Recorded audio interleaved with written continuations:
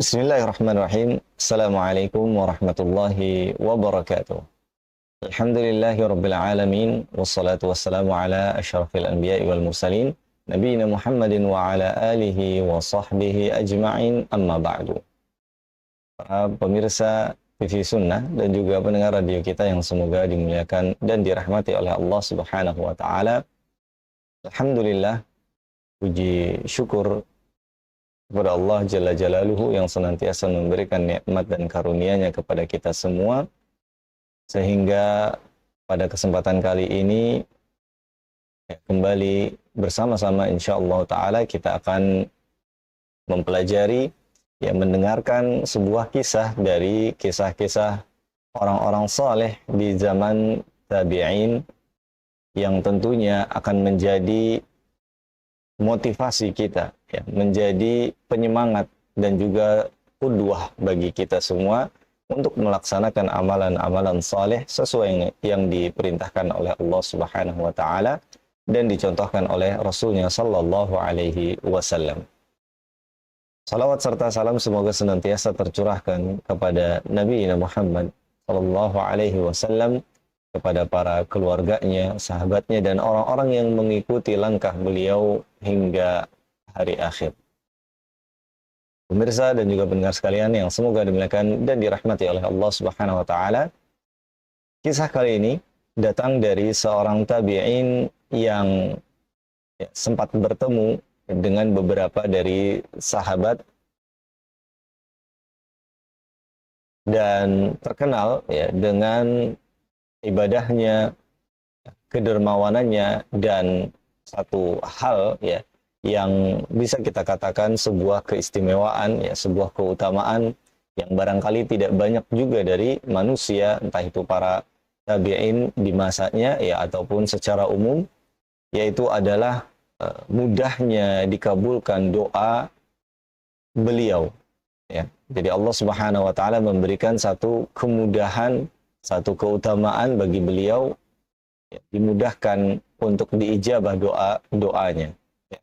Bahkan beliau dikenal dengan sang dermawan yang doanya dikabulkan oleh Allah Subhanahu wa Ta'ala. Beliau adalah Muhammad bin Al-Mukadir. Beliau adalah seorang anak yang terlahir dari ayahnya yang bernama atau yang biasa dikenal dengan Al-Munkadir.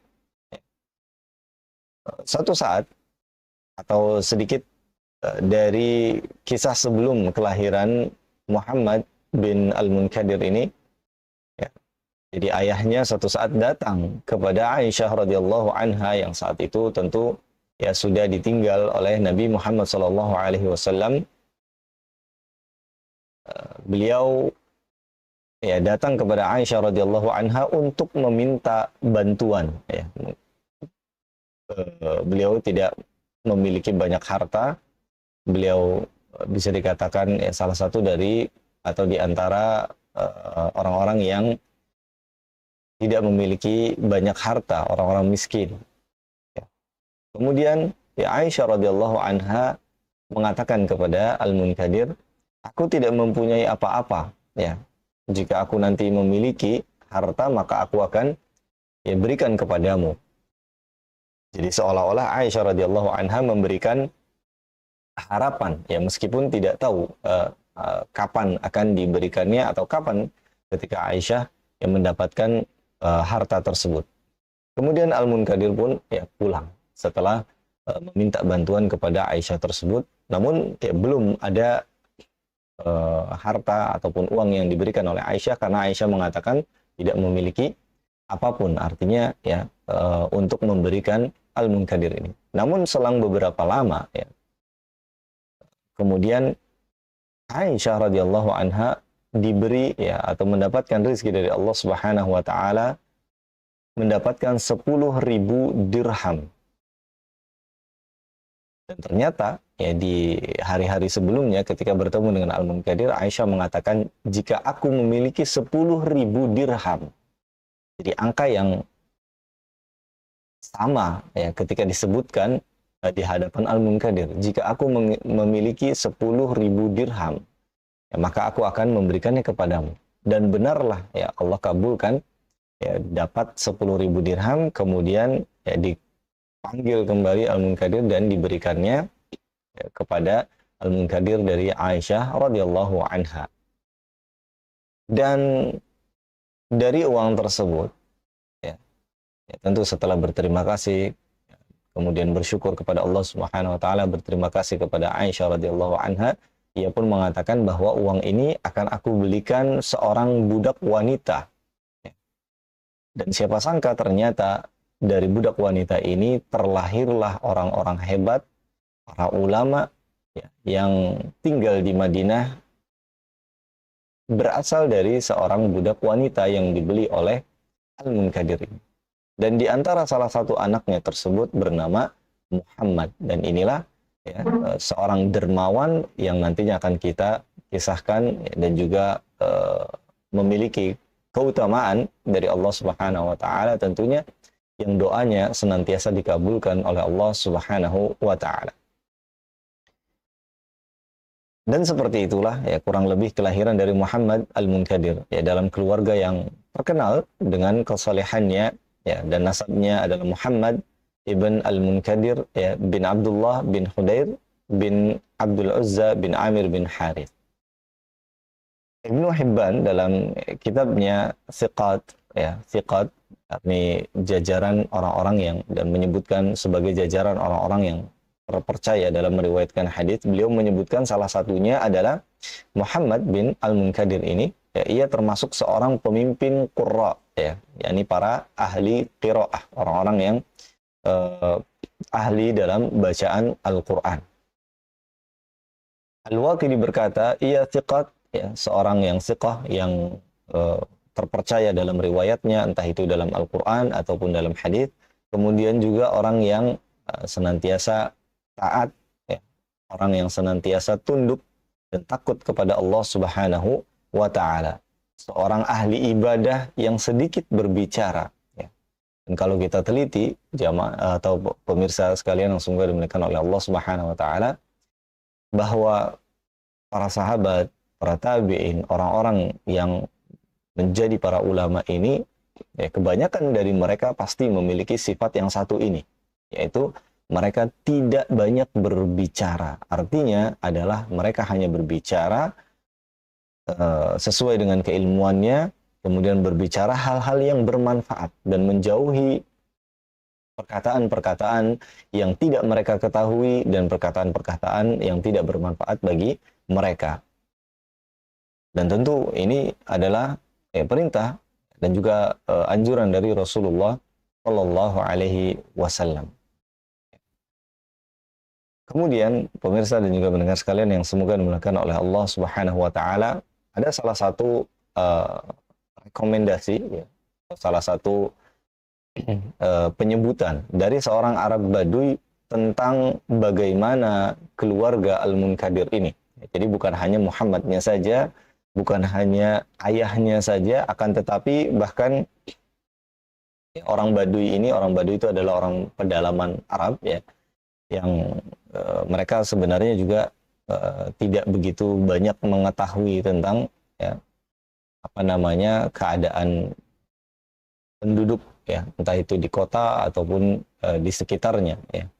Namun ya, ini sebagai salah satu bukti bahwa keluarga ini ya, keluarga Al-Munkadir ini adalah keluarga yang terpandang ya kebaikannya oleh seluruh masyarakat, entah itu dari perkotaannya ataupun sampai kepada orang-orang desanya, orang-orang Baduynya. Suatu saat orang Baduy tersebut ditanya ditanya oleh seseorang ya, bagaimana keadaan penduduk Madinah ketika engkau tinggalkan, katanya. Ya, beliau menjawab, baik, mereka dalam keadaan baik, dan kemudian diberi sedikit tambahan oleh orang Baduy ini, jika engkau bisa seperti keluarga Al-Munkadir, maka jadilah seperti mereka. Jadi dijadikan patokan, ya, dijadikan sebuah permisalan, percontohan dari orang Baduy tersebut sebagai keluarga yang berhasil tentunya, keluarga yang baik. Ya, bahkan disebutkan tadi Ya, atau jika engkau bisa seperti keluarga Al-Munkadir, maka jadilah seperti mereka. Artinya mereka adalah seluruhnya orang-orang yang baik. Ya, dari ayahnya dan juga anak-anaknya semua. Muhammad ibn Al-Munkadir ya hidup di masa orang-orang saleh ya. Ia bernafas, melihat, mendengar ya bersama generasi terbaik yaitu para sahabat ridwanullahu anhum jami'an. Dan tentu tidak heran jika beliau menjadi seorang imam, ya, seorang teladan yang juga mengikuti ya atau memiliki mewarisi banyak sifat-sifat dari para sahabat ridwanullahu anhum jami'an. Dan dikisahkan di antara salah satu yang menginspirasi beliau dalam hal ibadahnya, ketakutannya kepada Allah Subhanahu wa taala, berserah dirinya kepada Allah Subhanahu wa taala adalah ketika ia berdiri di hadapan seorang sahabat Abdullah bin Zubair ya, yang sedang beribadah. Kemudian Muhammad ibn Munkadir ini berkata, kalau aku melihat Ibnu Zubair ya ketika sedang sholat, maka ia ini seperti dahan sebuah pohon. Kemudian ketika dari beberapa arah, dari sana dan dari sini, ada serbuan, ada serangan-serangan senjata. Ya, di sini disebutkan manjanik, ya, seperti semacam pelontar ya, atau pelempar, ya, entah itu dengan batu atau benda-benda yang lainnya. Ya, salah satu jenis senjata yang dipakai perang di zaman dahulu. Ya. Maka kata beliau, ia tidak akan berpaling dari sholatnya. Jadi ini menggambarkan bahwa sholatnya Abdullah bin Zubair ini benar-benar fokusnya, ya, khusyuknya adalah untuk Allah Subhanahu wa taala. Ketika ada gangguan-gangguan dari luar, ya ini kan istilahnya ada manjanik yang menyerang ya dari berbagai macam penjuru atau arah, ia tidak bergerak dalam sholatnya, artinya tidak berpaling, namun tetap fokus ya, melanjutkan sholatnya. Maka ini menjadi salah satu dari ya tadi inspirasi beliau, salah satu dari yang dicontohkan ya oleh para sahabat dan kemudian diterapkan oleh Muhammad ibnu Al-Munkadir ini. Bahkan beliau mengatakan orang yang berada pada posisi seperti ini bagaimana tidak menjadi qudwah ya. Artinya para sahabat ridwanullahu anhum jami'an. Bagaimana orang-orang seperti ini tidak menjadi imam dan menjadi generasi terbaik ya, baik dalam keadaan, baik dalam perkataan ya maupun perbuatan. Maka tak heran ya, tentunya para sahabat ridwanullahu anhum jami'an ini menjadi rujukan dalam masalah agamanya ya ataupun dalam masalah dunianya. Dan tidak jarang juga dari para sahabat yang mereka menguasai tentang ilmu dunia seperti ya, salah satu contohnya Abdurrahman bin Auf ya. Kemudian Khalifah Utsman bin Affan dan juga yang lainnya. Pemirsa dan juga pendengar sekalian yang semoga dimuliakan oleh Allah Subhanahu wa taala, ya dikisahkan bahwasannya Muhammad Al-Munkadir ini senantiasa bangun malam ya berwudu, kemudian salat memuji Allah, mengucapkan syukur dan terus melafadzkan zikir-zikir kepada Allah Subhanahu wa taala bahkan dengan suara yang cukup terdengar ya oleh tetangga-tetangganya. Ya, namun tidak dalam tahap yang mengganggu ya. Sampai pada satu saat ditanya, kenapa engkau mengeraskan suara seperti itu? Ya, beliau menjawabnya, ya, aku sering mendengar beberapa dari tetangga mereka mengeluh ya dengan suara yang lantang, dengan suara yang keras. Maka ya beliau ya, istilahnya melawannya ya, atau membandingkannya dengan bagaimana seorang muslim seharusnya, yaitu berzikir kepada Allah Subhanahu wa taala, mengembalikan segala sesuatunya kepada Allah Subhanahu wa taala, bukan dengan keluhan-keluhan yang bahkan dilantangkan suaranya seperti itu sehingga terdengar oleh para tetangganya. Bahkan dicontohkan oleh beliau ya, yaitu yang harusnya didengarkan dan diperdengarkan ya kepada para tetangga masyarakat itu adalah zikrullah, entah itu dengan ayat-ayatnya atau dengan zikir-zikir zikir-zikir yang lainnya yang dicontohkan oleh Rasulullah Shallallahu Alaihi Wasallam. Ibnu Al-Munkadir ya berbicara dengan kemampuan fikih yang cukup dalam ya, dan menjadi salah satu dari alim di antara para tabi'in, juga terkenal dengan perkataan-perkataan yang bijaknya ya, perkataan-perkataan hikmah yang dilontarkannya, yang kemudian ya dijadikan ya, sebuah entah itu motivasi ataupun pegangan dalam kehidupan masyarakat ya. Muhammad bin Al-Munkadir adalah seorang yang juga lembut hatinya dan mudah menangis karena takutnya kepada Allah Subhanahu wa Ta'ala. Bahkan ya saking lembut hatinya, tidaklah seseorang bertanya tentang sebuah hadis kepada beliau ini kecuali beliau kemudian setelahnya menangis. Menangis karena teringat kepada ya, baginda Rasulullah Sallallahu Alaihi Wasallam yang memang sebenarnya tidak bertemu juga ya, namun kerinduannya terhadap Rasulullah Sallallahu Alaihi Wasallam, keindahan dari kata-katanya ya, isi ya, dari atau kemegahan dari isi wahyu yang disampaikan oleh Allah kepada Rasulnya Sallallahu Alaihi Wasallam. Dan ketika ia bangun malam ya, kemudian melakukan salat berdoa kepada Allah, itu menambah tangisannya atau menambah rintihannya kepada Allah Subhanahu wa Ta'ala.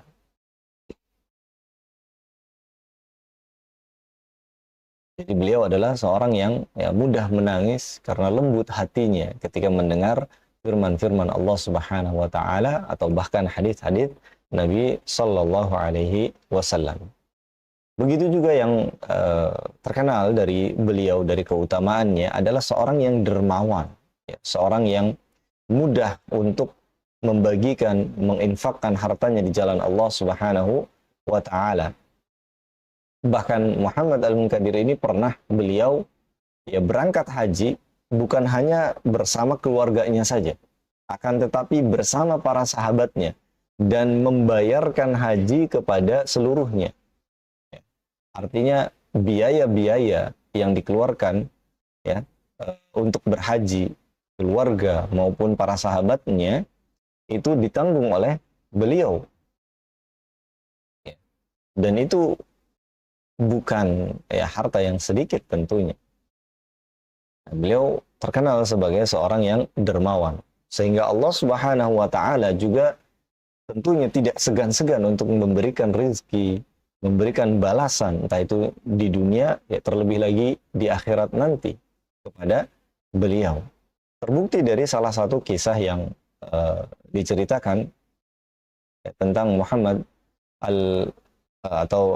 Ibnu Al-Munkadir ini ya, Al-Munkadir ini ya, beliau pernah suatu saat ya ketika berhaji ya, kemudian ia datang ke Mekah.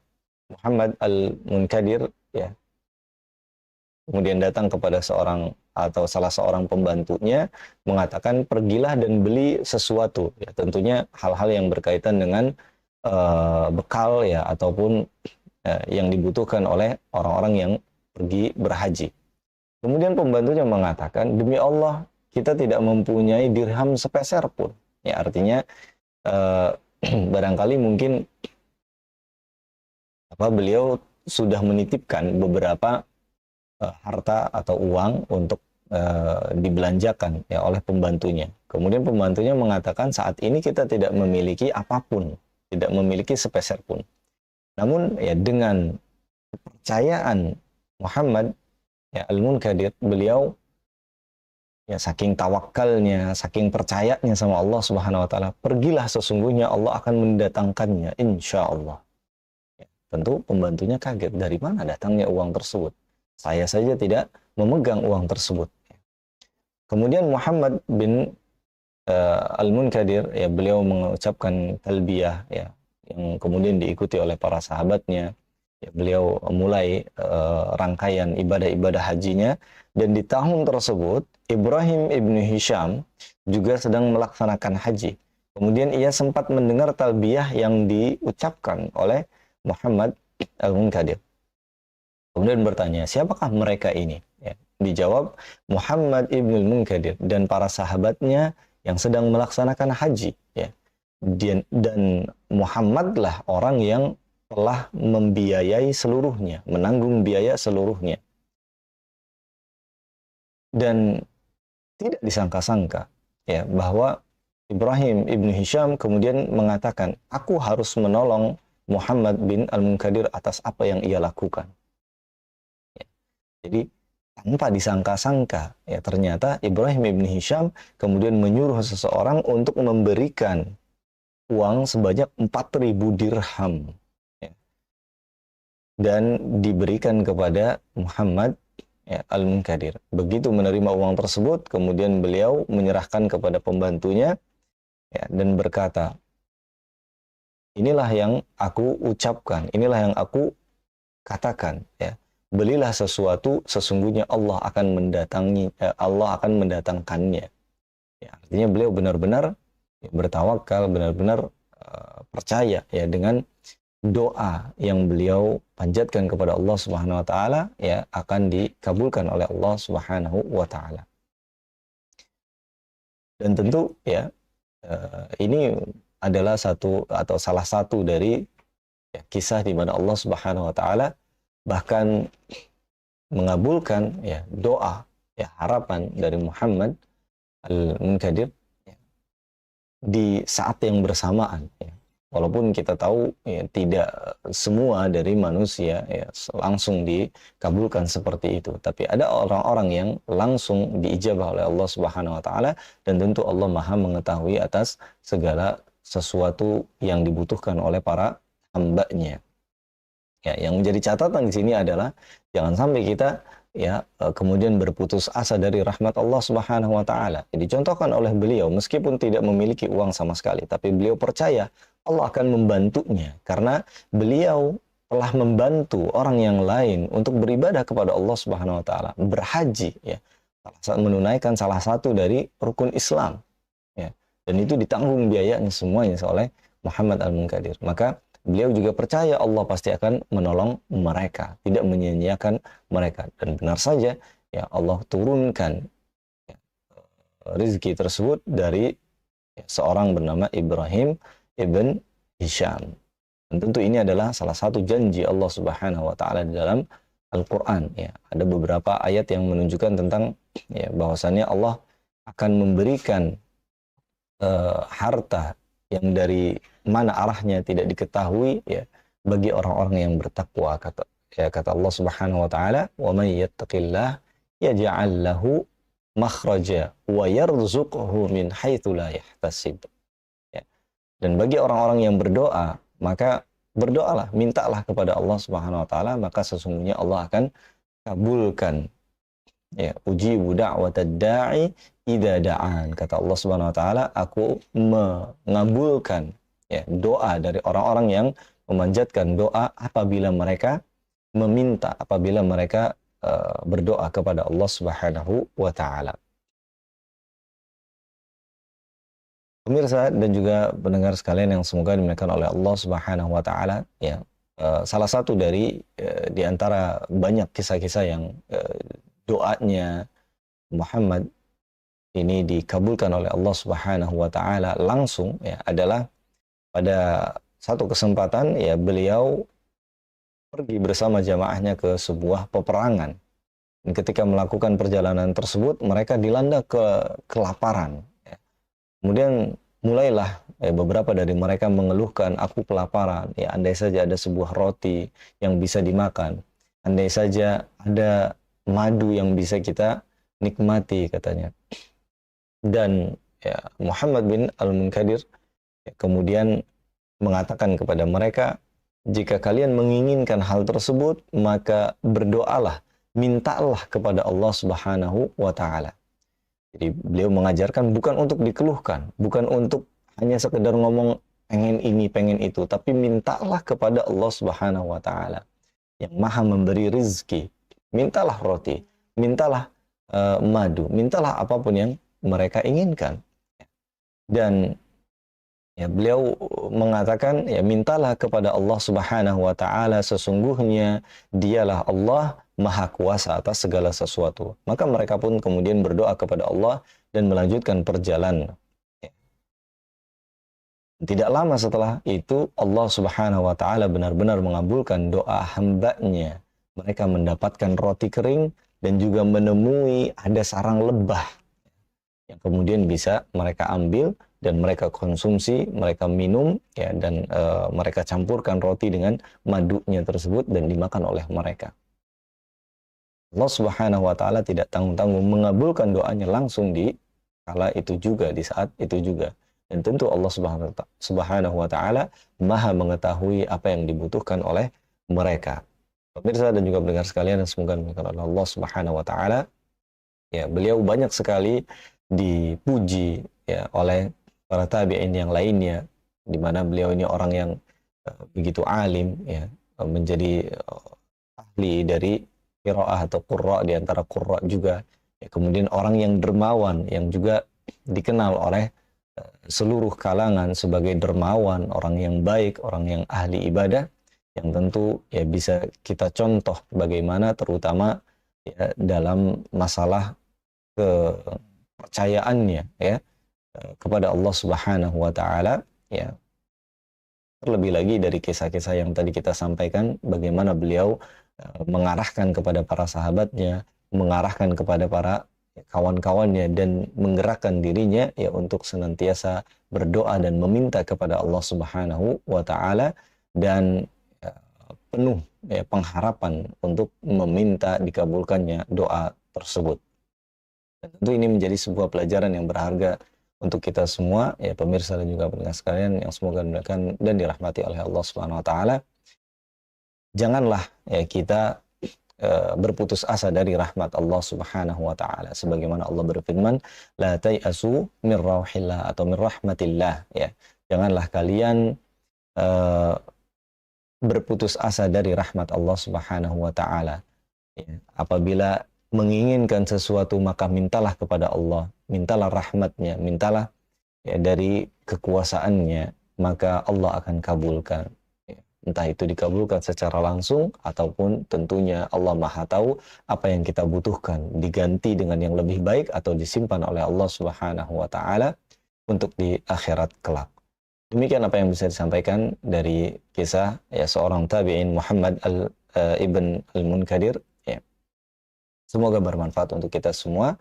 Sallallahu ala nabiyina Muhammadin wa ala alihi wa sahbihi wasallam. Subhanakallahumma bihamdika asyhadu an la ilaha illa anta astaghfiruka wa atubu ilaik. Wassalamualaikum warahmatullahi wabarakatuh. 94,3 FM Kita Radio.